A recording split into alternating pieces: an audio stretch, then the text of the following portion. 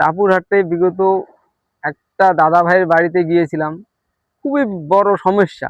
সমস্যা সমাধান করার মতো আমার মূলত কিছু দেওয়ার মতো নেই।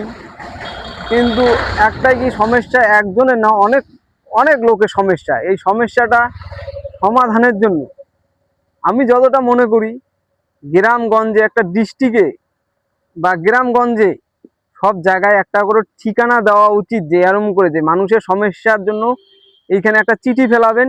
সমস্যাটি আমি এক সপ্তাহের মধ্যে চিঠি নিয়ে যাবে, চিঠিটা এক সপ্তাহতে নিয়ে যেয়ে সেই সমস্যার সমাধান করে দিবে। এরকম একটা দেশের মধ্যে বা রাজ্যের মধ্যে এরকম একটা সিচুয়েশন থাকলে পরে সেই রাজ্যটা উন্নত হইতে বেশি দিন সময় লাগবে না। আপনার বিগত 6 মাসের মধ্যে রাজ্যর অনেক কিছু চেঞ্জ হয়ে যাবে, অনেক কিছু। আমি যে সমস্ত জায়গায় যাচ্ছি, যে সমস্ত জায়গায় ঘুরতেছি, দেখতেছি, মানে মানুষ আপনাকে বলার জন্য অনেক অনেক কথা ধরে আছে যে আপনি কোন সময় যাবেন, আপনার কাছে সেই রিপোর্টটা দিবে, যে রিপোর্টটা যাতে ওনার সলভ হয়। এইভাবে অনেক মানুষ ধরে আছে যে কোন সময় কে আসবে আমাদের এই কথাগুলো নেওয়ার জন্য বা এই চিঠি নেওয়ার জন্য। এই সমস্যাটি এইরকম করে একটা রাখলে পরে বিগত 6 মাসের মধ্যে আমাদের পশ্চিমবঙ্গ রাজ্যটা যে আছে বদলে যাবে। পশ্চিমবঙ্গ রাজ্য মানে এত দারুণ ভাবে একটা গড়ে উঠবে, মানে বলে প্রকাশ করতে পারবেন না।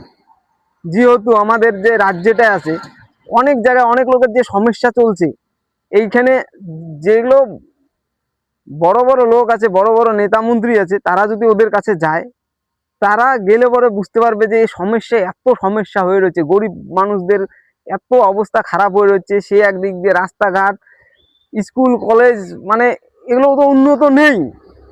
এগুলোর জন্য একটা করে গ্রামের মধ্যে একটা করে যে কোনো চিঠি রাখার জন্য বা চিঠি যাতে ফেলানো হয়, সেই চিঠিটা যাতে এক সপ্তাহের মধ্যে ওখান থেকে ডেলিভারি হয়ে সে মেন জায়গায় পৌঁছায়।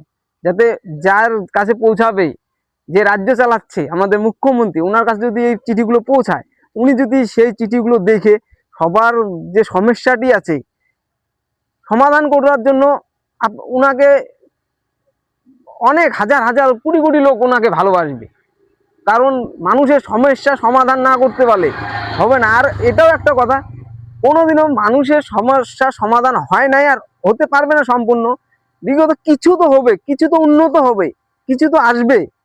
এই জন্য আমার এই ভিডিওটা করা কারণ আপনারা একবার ভিডিওটি ভালো মতো দেখবেন, দেখে একবার বলবেন যে আমি কথাগুলো কি বলেছি ঠিক না ব্যাঠিক।